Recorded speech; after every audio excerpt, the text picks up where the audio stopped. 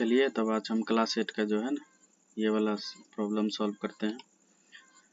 सबसे पहले ये कह रहा है कि क्या एक समचतुर्भुज एक चतुर्भुज ABCD समांतर चतुर्भुज हो सकता है। समांतर चतुर्भुज होने के लिए कंडीशन क्या क्या है, सबसे पहले ये मालूम होना चाहिए। समांतर चतुर्भुज अगर आप एक आयत लेते हैं, ठीक है, ये आयत हो गया, ठीक है, आयत की आमने सामने की भुजा बराबर होती है, ठीक है, और इनका प्रत्येक कोण 90 डिग्री का होता है, ठीक है, 90 डिग्री का होता है। तो ये आयत होता है, ठीक है, आयत। अब आता है समांतर चतुर्भुज। समांतर चतुर्भुज आयत ही है, बट इसका एंगल जो है थोड़ा सा बदल जाता है। इनका एंगल क्या होता है, थोड़ा सा बदल जाता है। बाकी कंडीशन वही कि आमने सामने की भुजा बराबर होगी, ठीक है, आमने सामने की भुजा बराबर होगी। इसमें 3 बना देते हैं, इसमें 2, यानी कि ये भुजा इसके बराबर होगी, ये भुजा इसके बराबर और ये भुजा इसके बराबर, ठीक है।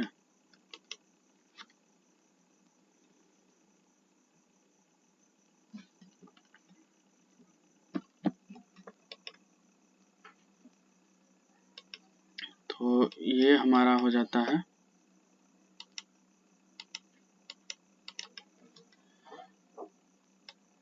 तो अगर समझे तो ये हमारा हो गया आमने सामने की भुजा। ये होता है समानांतर चतुर्भुज, ठीक है, समानांतर चतुर्भुज।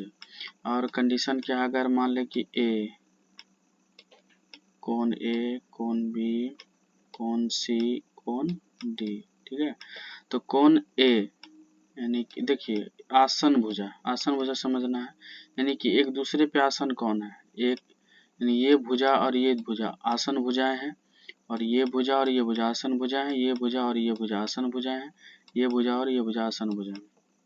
और आसन कोण यानी कि इसी पर आसन है ये वाला कोण, ठीक है। तो ये वाला कोण अगर माने, ये वाला कोण और ये वाला कोण, यानी कि कोण A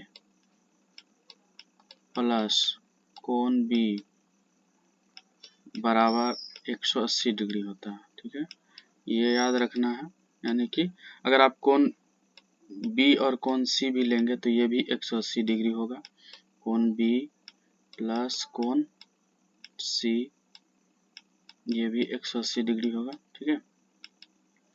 और चतुर्भुज का चारों कोण का योग तो आप जानते ही हैं कि चारों कोणों का योग कोण A प्लस कोण B प्लस कोण C प्लस कोण D बराबर 180 डिग्री होता है, ठीक है, सॉरी 360 डिग्री होता है, याद रखिएगा 360 डिग्री। चतुर्भुज का चारों कोणों का योग 360 डिग्री होता है। तो हम पढ़ रहे थे समांतर चतुर्भुज। समांतर चतुर्भुज का कंडीशन क्या है,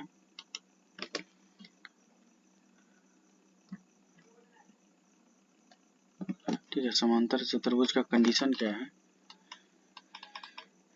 ठीक है, समांतर चतुर्भुज का कंडीशन आप समझिएगा। समांतर चतुर्भुज का कंडीशन तब होगा कि जब ये दोनों भुजाएं आमने सामने की बराबर होगी और ये वो दोनों भुजाएं आमने सामने की बराबर होगी, और इन दोनों का योग 180 डिग्री होगा। और दूसरा कंडीशन कोण A बराबर कोण C के होगा, और उसी तरह से कोण B बराबर कोण D के होगा।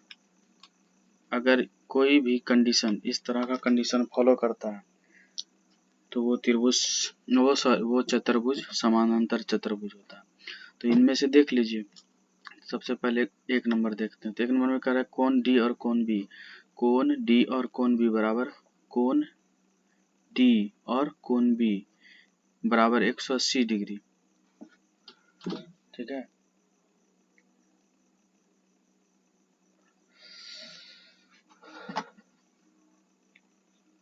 कोण बी, कोण देखिए कोण डी और कोण बी दोनों को जोड़ने के बाद 180 कह रहा।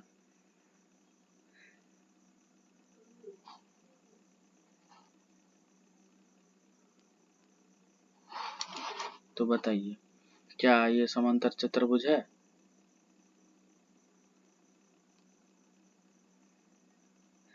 तो ये कंडीशन भी सही है कि कोण बी और कोण डी इन दोनों को जोड़ने के बाद 180 डिग्री होगा, और कोण सी, कोण ए और सी को भी जोड़ेंगे तो 180 होगा। ठीक है,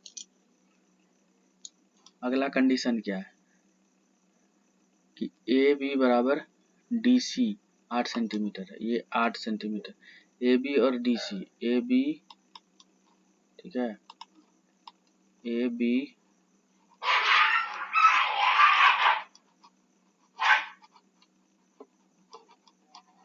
ठीक है, हम समझेंगे ए